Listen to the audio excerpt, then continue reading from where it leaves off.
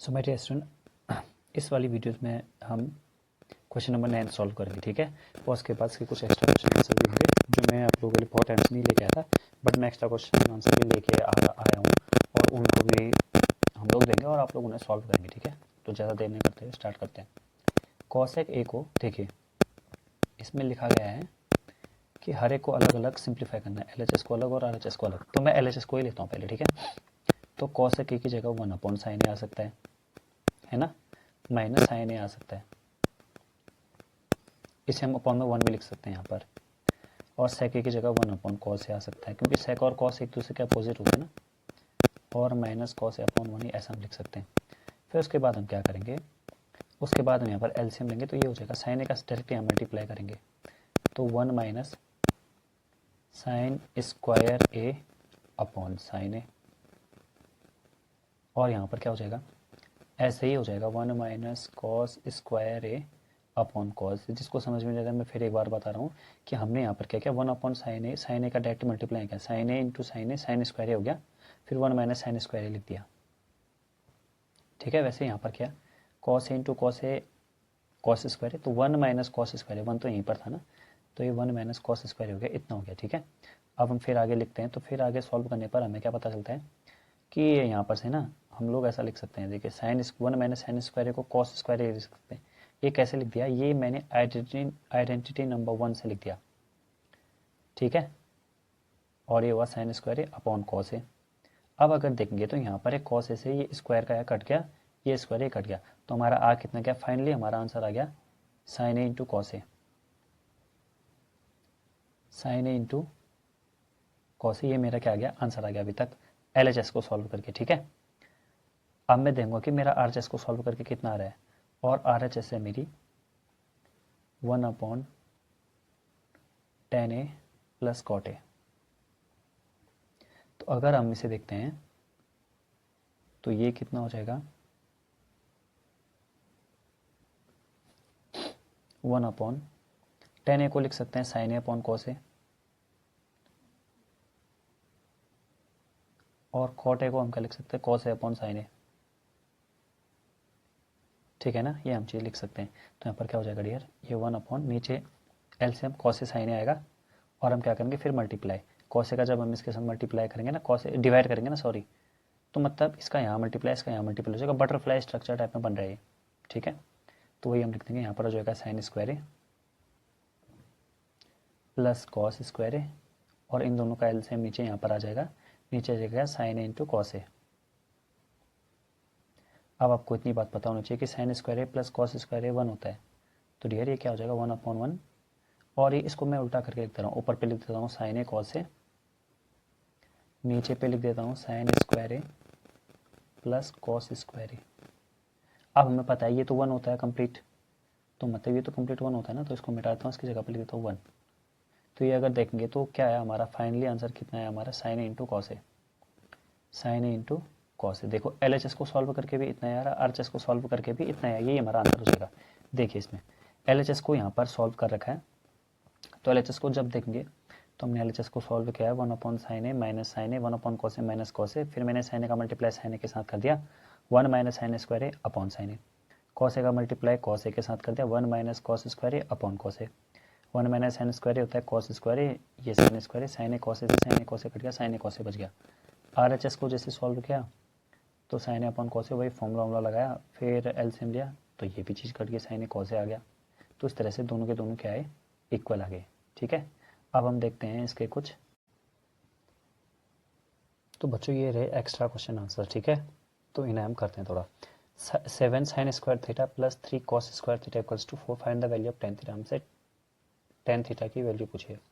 तो एक बात बचा है, टेन थीटा कैसे आ पाएगा, अगर ना मैं यहाँ हर जगह अगर मतलब कॉस स्क्वायर थीटा से डिवाइड कर दूँ तो क्या होगा,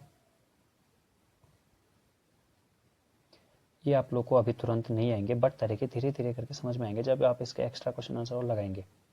तो हो जाएगा 3 कॉस स्क्वायर कॉस का तो 1 ही हुआ, ये 4/cos स्क्वायर से 4 sec स्क्वायर लिख सकते हैं क्या, आप कहेंगे जी सर बिल्कुल लिख सकते हैं। अब एक बात बताइए बच्चों मुझे, जब ऐसा हो गया ना, देखिए करने आपको खुद ही आए ये, तो इसलिए मैं ऐसे वाले राइटिंग में लिख रहा हूँ थोड़ा, 4 tan स्क्वायर ए, अच्छा ए है, सॉरी थीटा नहीं है, ए है, minus 4 sec square A equals to हो जाएगा 3। ठीक है, tan square A minus sec square A, ये कुछ इस तरह का हो गया।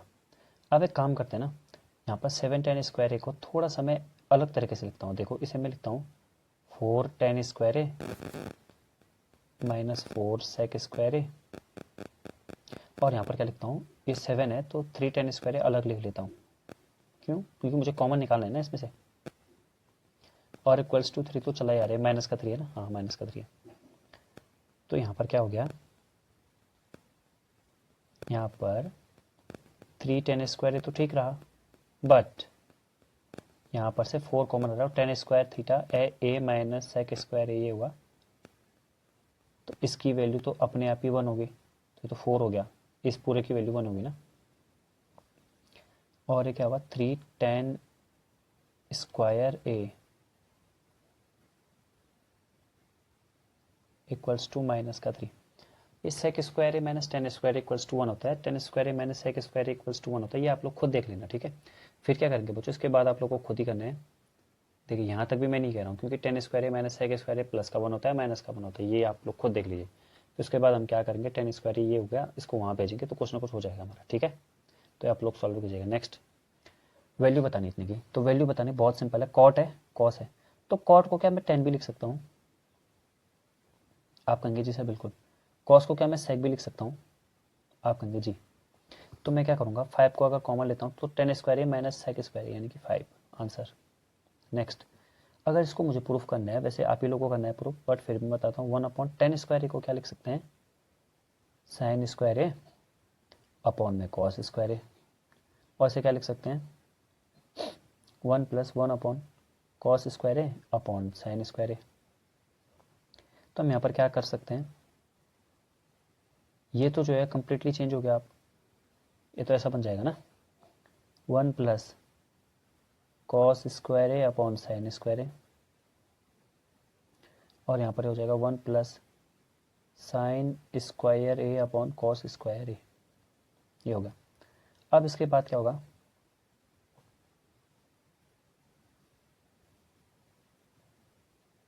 इसके बाद देंगे, तो इसके बाद हम ऐसा कर सकते हैं ना, यहाँ पर साइन स्क्वायर ए प्लस कॉस स्क्वायर ए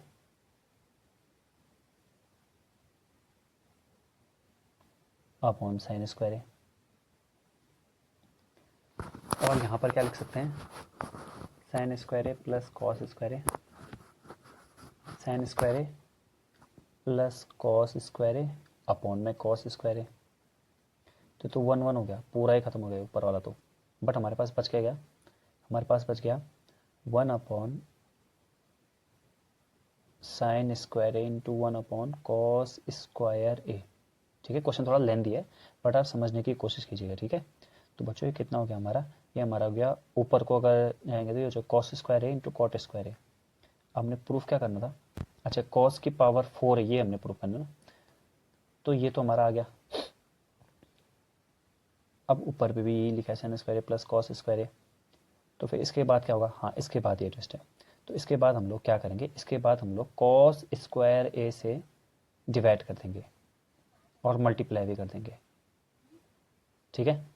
अगर हम लोग करते हैं तो क्या होगा, देखिए 1/साइन स्क्वायर ए को ऐसा भी लिख सकते हैं क्या, ये खैर चलो बाद में लिखेंगे, अभी ऐसे लिखे रहते थे, इंटू 1/कॉस स्क्वायर ए।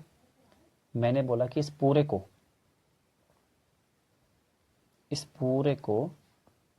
1/साइन स्क्वायर ए कॉस स्क्वायर ए, इस पूरे को हम एक बार डिवाइड कर देंगे कॉस स्क्वायर ए से और मल्टीप्लाई भी।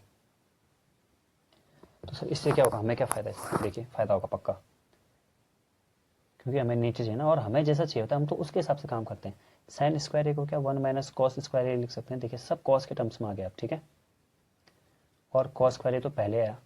अब ये क्या हो जाए, कॉस स्क्वायर ए, देखो साइन स्क्वायर ए की जगह पर ये लिख दिया मैंने, ठीक है, कॉस स्क्वायर ए वैसा ही रहा। जब कॉस स्क्वायर ए का इसके साथ मल्टीप्लाई होगा तो क्या हो जाएगा, ये हो जाएगा कॉस पावर 4 ए, हो जाएगा ना, हाँ ठीक है हो जाएगा। तो यहाँ पे लिख लेंगे हम cos पावर 4 है। अब फिर हम देखते हैं तो फिर क्या होता है, ये cos स्क्वायर से ये पावर 4 गई, मतलब कैसे गई सर, देखिए यहाँ पे 3 बचा, मतलब पूरी गई नहीं। cos स्क्वायर ये तो ऊपर पे है, हाँ मुझे पता है थोड़ा लेंथी चल रहा है क्वेश्चन, बट कोई बात नहीं, मैं करना पड़ेगा। यहाँ पर हो जाएगा 1 माइनस कॉस स्क्वायर है। अच्छा ये स्क्वायर हटाता हूँ एक बार,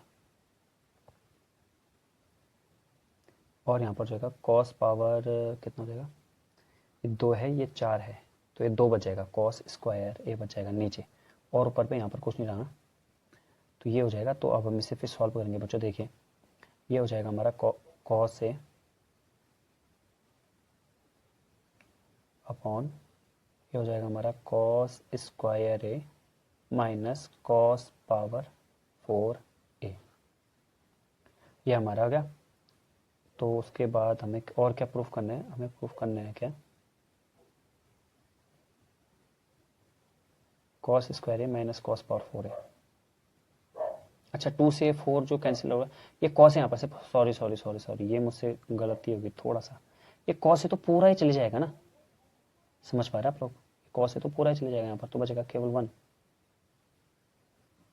तो बस हमारा काम हो गया।